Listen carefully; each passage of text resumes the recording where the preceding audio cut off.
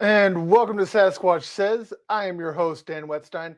Unfortunately, my co-host seems to be caught up a little bit here. She may be in later, but as we all know, she is a paramedic. She has important things to do, toes that have been stabbed to replace and things of that nature. So we will keep moving on until she shows up, if she can. Again, if she doesn't, we all understand. She has a very important job, and we need to make sure that she gets it done.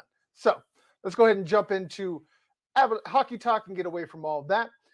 Your Colorado Avalanche finally snapped their 4-game losing streak against, the St. Louis Blues. There was a 5-3 win. It was pretty dominant throughout, but I did see some causes for concern. If you were here with us last week, you know that we had talked about the goaltending in Colorado and how it terrifies me, but less terrifies Callie. This win did very little to allay my fears. Kemper looked great through 2.5 periods, maybe even a little bit more. But once the Blues got that power play goal in the third period, the wheels started to fall off. Thankfully, Kadri was able to go ahead and score that empty netter to seal the win, but it was looking to be dire straits up until that point. So for those of you that want to take this win as a sigh of relief, I want y'all to do it with caution. This team is loaded everywhere but in the net. And anybody that knows hockey knows if you don't have a goalie that can stop more goals than what the other guy does, you're in a lot of trouble, no matter how much you can score, no matter how stacked your roster is. That can become your Achilles heel, especially against other teams that are high powered in offense. We're talking about like the Minnesota Wild, teams of that nature that are going to be able to take advantage of a weak goaltending situation. And I see we already got a like. I appreciate y'all. Always remember when you come in, please just hit that like, hit that subscribe button. It's free for you, but it's priceless for us. So I appreciate that and keep them coming. But again, getting back to Darcy Kuemper and Pavel Francouz, it terrifies me for the playoffs coming up. I know that a lot of people want to talk about how the Avalanche are just so high powered on offense that they can get away with a weak goalie situation. This 4-game losing streak is the reason why I have been so worried. Because, again, no matter how much offense you have, if you run up against a team that has a decent defense and a really good goalie, and your goalie's allowing everything through, it doesn't matter the amount of firepower you have on your side. And we all know the firepower that the Avalanche possess, from Makar to McKinnon to Taves to Nichushkin. I mean, the list goes on and on. You got Kadri. I mean, it's just insanely stacked how this team is. And with the cap situation that they have, this is really the moment. This is the year they need to get that cup.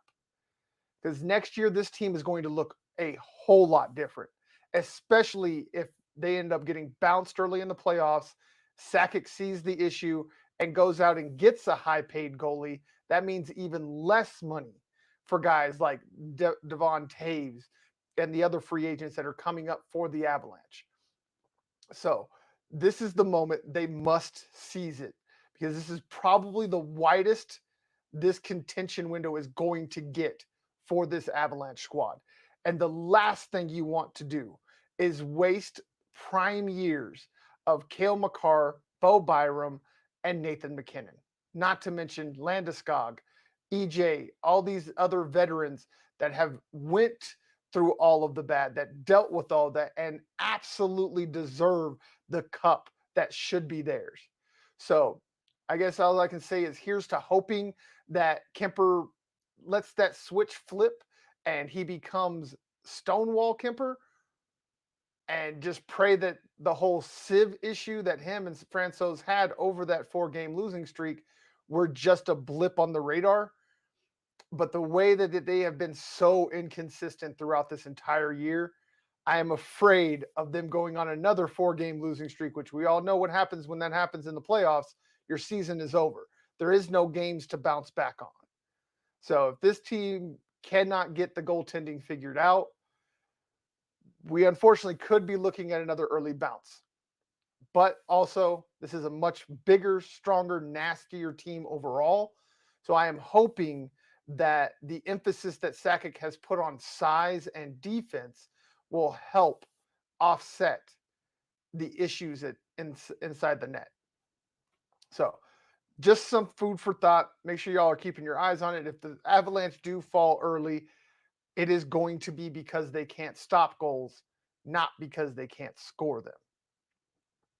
But moving on to a lot better news and a lot better topic is that Erik Johnson's goal against St. Louis was his 68th goal with the Avalanche. This ties him all time. Ties him third all time in the Avalanche defenseman category. The ones that are above him are names we all should know if you're an Avalanche fan. That is Tyson Barrie leads all Avalanche defensemen all time with 75 goals. Then is Sandis Ozolinsh. Sorry, almost tripped over that. He had 72 goals in his career. And then the guy that Erik Johnson tied is John Michael Lyles, who scored 68 goals in his career. So the reason I bring this up is because I not only want to talk about where I believe Erik Johnson falls all time in Avalanche defensemen, I want to hear what you have to say, Avalanche fans. So please, in the comments, Twitter, Facebook, Instagram, again, we have them all. Links in the description. Make sure y'all read the description, because that is where you will find the links to easily follow us across all social media. Every single link goes directly to the profile. All you got to do is hit the subscribe, follow, whatever button it is, depending upon what platform you're on, and hit that bell. That way you have the notifications on and you get notified every time we go live, so you don't miss any content from the Answers 42 Media. So with that out of the way, let's move on back to Erik Johnson. To me, I don't believe he is top 3 all time, even though the goals say differently. There is a little bit of wiggle room here for me. I put him as number 5 overall on my all-time defenseman list. And this is one that he can still climb. The man's 35 years old, yes, but we've seen guys play 37, 38 years old as long as they keep their body right. Well, Johnson, we don't know. Yeah, he does get hurt a lot, but he also has plenty of years left in him if he wants to go ahead and continue to climb these ranks. So when it comes to my top 5, number 1, Tyson Barrie. Number 2, Sandis Ozolinsh. Number 3 is the guy that he just tied, John Michael Lyles. Number 4 is Rob Blake. If y'all don't remember him, y'all should go back, look at his highlights and his tapes. That man was a manimal when it came to being a defenseman. Really good all-around player. I absolutely loved watching him grow up. And then obviously number 5 is Eric Johnson. So again, real quick, Tyson Berry, number 1, Sandis Ozolinsh, number 2, John Michael Lyles, number 3, Rob Blake, number 4, Eric Johnson, number 5. So that is my top 5 and where I rank Eric Johnson all time. But again, it's not just about my opinion. I want to hear your opinion too. So make sure in the comments and everything, let us know, where do you believe Eric Johnson belongs all time Avalanche defenseman? All right, I see my boy Dylan Miles gave us a like. I appreciate you, brother. Thank you very much. All right, now moving on to the next one, we got the Avs power play is 0 for 16 in their last 5 games. That is absolutely terrible, and it is a narrative that has dogged them since essentially the beginning of the season. This is the most dominant 5-on-5 hockey team that anybody has seen in a very long time, which is what absolutely drives me crazy with the fact that they seem to be absolutely inept when they have the advantage. This is, again, they have one of the worst power plays in the league. Let me get the numbers pulled up here real quick. I want to make sure I don't have them ranked differently than what they should be. So yes, they are bottom 10 in the league in power play percentage, conversion percentage, which means that how many times they score a goal versus how many times they've been on the power play total. Obviously, 0 for 16 over 5 games doesn't help that whatsoever, but they did. And sorry, lost my train of thought there for a second. Anyways, power play 0 for 16 last 5 games. Narrative that has been happening since game 1. This team is infuriating with the amount of offensive talent they have and the fact that they just cannot score with the power play. Again, bottom 10 power play conversion percentage in the league with one of the and have a top 10 offense. That is the most mercurial split I think I have ever seen. Y'all can correct me and let me know if you've seen any other wider split from 5-on-5 dominance to power play ineptitude, but I just have not seen it. In all my years of watching hockey, I have not seen a team that is that drastic. Like definitely, there's always been teams that have a bit of a differential between the two for various reasons, but this one is just such a huge difference. I mean, you're talking about from one end of the league to the other when it comes to rankings on things that should have a really good correlation. You would believe that if you are dominant on 5-on-5, you should be even more dominant 5-on-4. But for whatever reason, this team just seems to forget that they can score when they have the extra guy. And this next to goaltending is one of the most terrifying things for this team. Because when you're going up against other teams that are physical and they're brutal and they're going to try to beat down this Avalanche team, because that has been the narrative for them for the last few years, especially in the playoffs. If you can be more physical than Colorado, you will beat Colorado. That's just essentially how it's been for about 3-4 years now. It's why Sakic has went so hard on getting bigger, badder, nastier defensemen to try and combat that type of play. But with the way that they play, even now with the size, doesn't make sense. I just don't understand how you can have all of that size with all of the scoring and everything else and still can't get anything done on the power play. If you're running up against these teams that are going to be physical, they're going to give you penalties. You have got to capitalize. Because that's the only way they're going to stop. If they're giving you penalties because they're playing so physical and you don't score, they're just going to keep playing physical. But if they keep giving you penalties and you keep making them pay, it will make them back off. It will give you free ice to roam around in because they're terrified of what's going to happen if they get penalized. But as of right now, it's actually more efficient to get a penalty with the Avalanche, and they are less likely to score with the advantage than they are with the 5-on-5 even keel playing field. I mean, the fact I just said that sentence confounds me.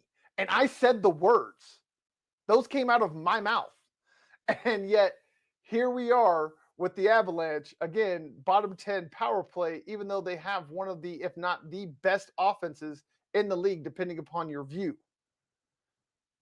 So, really, I would like to see Bednar shake it up.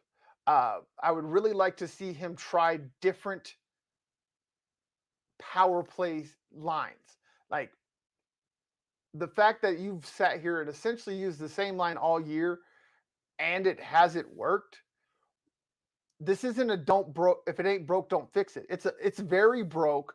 Why are you not fixing it?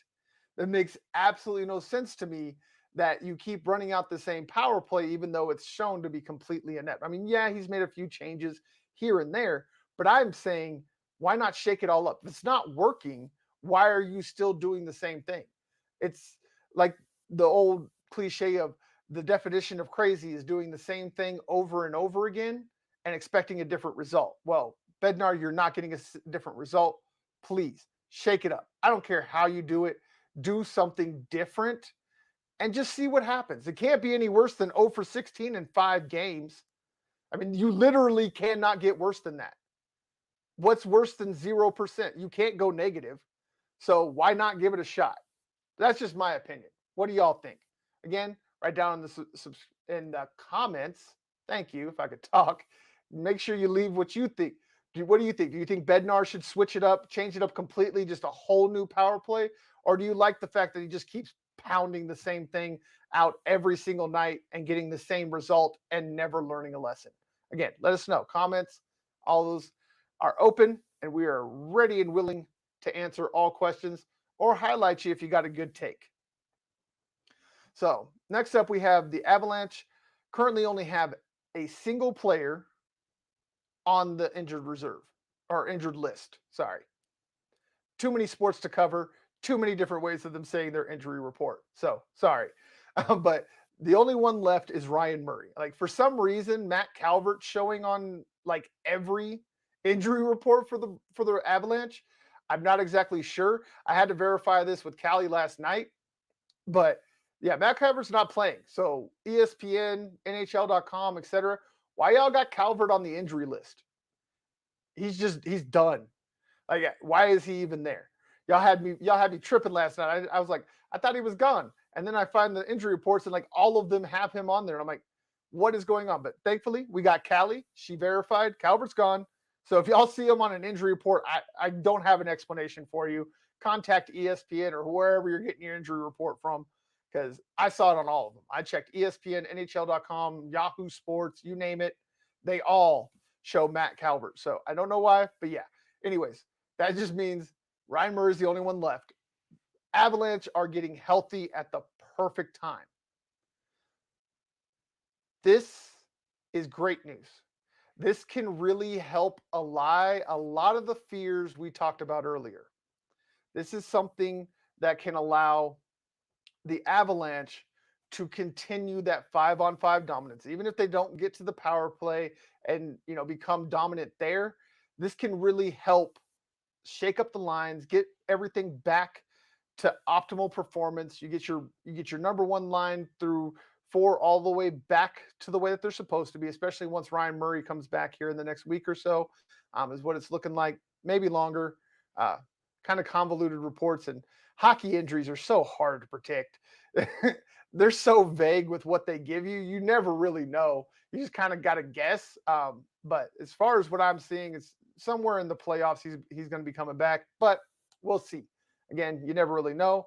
But that Ryan Murray is not a huge piece. He's a good piece. He's definitely NHL caliber. He's definitely belongs in the league, but he's not a superstar, and it's not detrimental whether or not they get him back. So the fact that they've gotten everybody else back, Devon Taves, Gabe Landeskog, Nathan McKinnon. I mean, you go down the line of all the injuries that happened just in the last couple of weeks. It looks like Bednar did a very good job of getting guys out of the lineup, getting them rest, and getting them back healthy and ready for when it matters, which is not these next two games. It's coming up in the playoffs in round one. That's where it matters. So, again, I know I expressed a lot of fears, but again, those are, I wouldn't really, well, I don't want to classify them as fears. I want to classify them more as worries. These are things that worry me. So, there you go. Uh, Goalie issues, yes. Power play issues, yes. But the depth of this team can still take it to a Stanley Cup championship. Not just into the dance, but win it with the goalies, with the power play as it is, as long as they can stay healthy. This is the big bugaboo. NHL, it's not quite as bad as the NFL where you have 100% risk of injury, but the NHL is pretty high up there. It's still probably in the 70, 80 percentile of getting injured. It's still a very physical game. Crazy things happen. I mean, guys are literally running around on the ice on a set of knives. Like, things happen all the time. Hockey players are tough, but the human body breaks at a certain point, no matter who you are or what you do to make it as fortified as possible. The human body is just simply made to break down at some point. And when you're sitting there banging against the wall at 30, 40 miles per hour trying to stop a puck from icing or trying to, dunk and dash and get to the puck before the defender. I mean, getting driven in head first, falling. I mean, again, they're playing on ice. We all know what ice is, very slippery. All it takes is a guy falling wrong. And we all know what it feels like to fall on ice. They got a lot of equipment. It still hurts. And you can still hurt yourself just by falling down on the ice. So as long as the Avalanche can stay healthy, cross your fingers, toes, legs, whatever you got to do, knock on wood, do all the things that help allay your superstitions. But as long as they can stay healthy, this team is legit and they can make that run. As long as Kemper and Francouz can be average, this team does not need a Patrick Waugh or even Philip Grubauer from a year ago. They just need a league average goalie that's going to allow less than 3 goals a game, essentially. And that's really kind of what they got. I mean, Kemper and Francouz, they're both hovering right around 2.5 goals allowed per game, which has been enough. But that's, again, average over a regular season. They have had serious clunkers against some of the worst teams in the league. They have had clunkers. And if you do that in the playoffs, it's over. You do that for multiple games in the playoffs, and the season is over. So this is really going to fall down on Francouz and Kemper's shoulders, whether or not the Avalanche get there. Because the Avalanche are going to score goals. We know that. They are going to score goals. The problem is, are they going to stop more than they give up? And lately they haven't. So here's to hoping that the fully healthy roster, all the guys back in the right positions, in their optimal positions to succeed, goes ahead and corrects that. And the defense continues to be insane with Bo and Kale and all of them to really help those goalies out with the amount of blocked shots. I mean, those guys, they've got to be littered with bruises even today through all the shots that they have taken and not allowed to get through to even have Kemper or Francouz have a chance to fail. So again, just here's to hoping healthy roster means a happy roster, means a Stanley Cup playoff appearance and victory. So next up, the Avalanche do have a game tonight. I know a lot of people are focused on the NFL draft that happens, but the Avalanche do have a game. They are going to be playing the Predators. Let me pull up the time.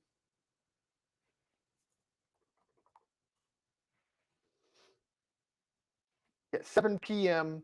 Mountain Standard Time. So you hockey nuts out there, right at an hour after the draft starts, go ahead and head on over to Altitude Sports, get in your hockey. And you can always float back and forth to the draft, We all know.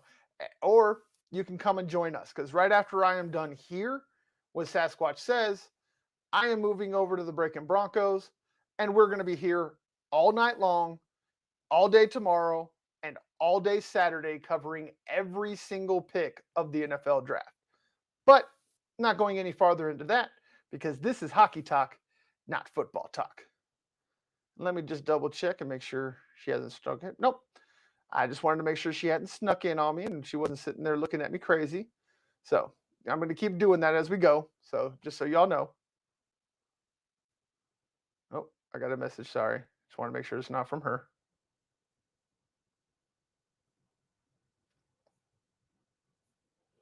Oh, okay.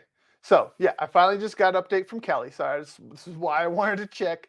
Looks like unfortunately she is running to Greeley, so it does not look like Callie will be here with us today. We warned y'all about this. This could happen. You know, toe stab victims all the time. But she's got more important things to handle than to be here and talk hockey. She got to go save people's lives and toes and all of those things. So she is actually headed to Greeley right now. I'm just going to let her know that we're okay.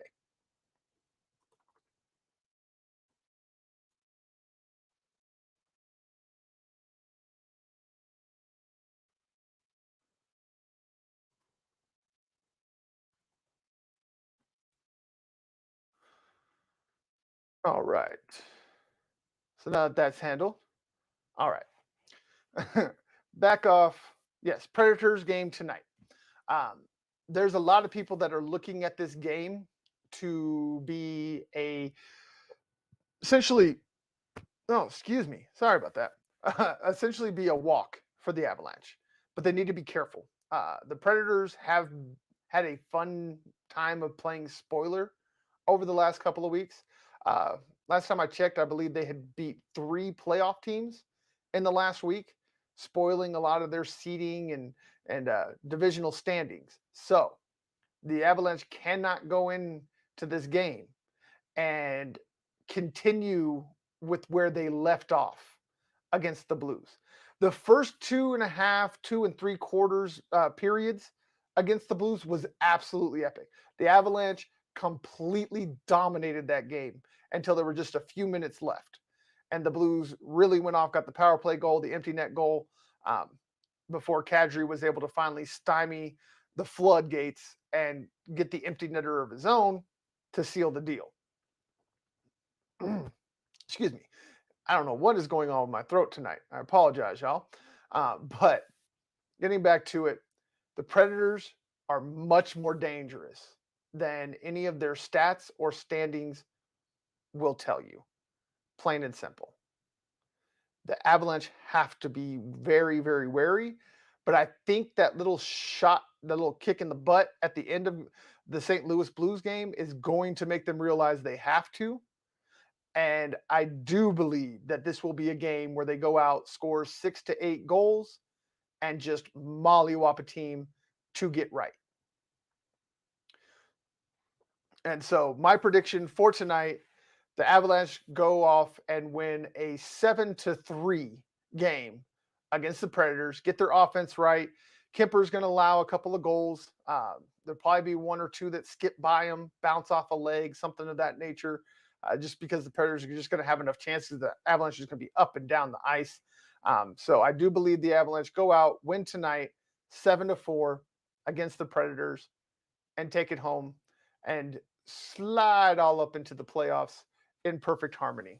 And here we go with the lights again. Oh, it actually worked this time. How about that? But there you go. That is my prediction for tonight.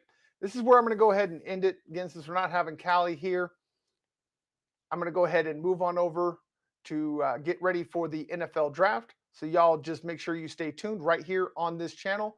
In 30 minutes, we will be right back and we will bring you full coverage of the NFL draft starting at 6 p.m. Mountain Standard Time today, right here on the Answers 42 Media Network. So get all of your Tay 42 insight on the NFL draft as the picks are in. Again, just in 30 minutes. And for Sasquatch Says, the Answers 42 Media Network, I am your host, Dan Wetstein. Don't question the blue.